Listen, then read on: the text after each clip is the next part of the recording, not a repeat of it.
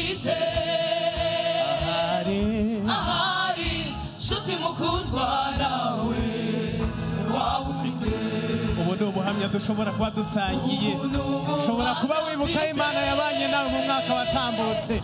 Ahari nshuti mukundwa nawe waba ufite. Mbega hari uwaba wibuka ubuhamya Imana afitanye nawe mu mwaka washize? Bafashe turambura Imana icyubahiro.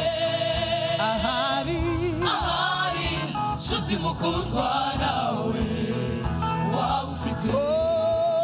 Ejo hashize nabonye gukora kw'Imana. uyu munsi nabonye ibitangaza by'Ihoraho.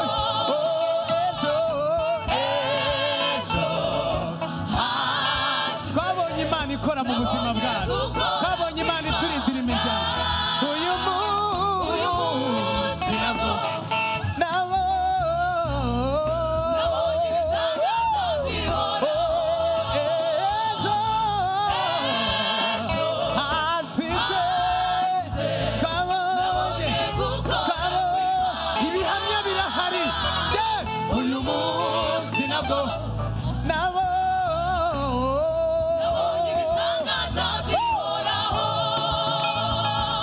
ibyejo n'iby'uyu munsi ndabizi. uranangaje kuvuga ngo utazi Imana. ibyabaye umwaka washize ndabizi, n'ibyabaye nimugoroba nabyo ndabibona. nanjye mumbwire kimwe gusa mu byizakoresho ndemera. nanjye mumbwire kimwe gusa mu byizakoresho ndemera. ese ibi ntibihagije kugira ngo wemere ko Imana iriho kandi ikora ibirenze ibyo tubona n'ibyo dutekereza byose. kuba uriho emera, kuba uriho ibi birahagije. ese ibi ntibihagije kugira ngo wemere ko Imana iriho kandi ikora ibirenze ibyo tubona n'ibyo dutekereza byose. ibi birahagije. emera ibi birahagije. emera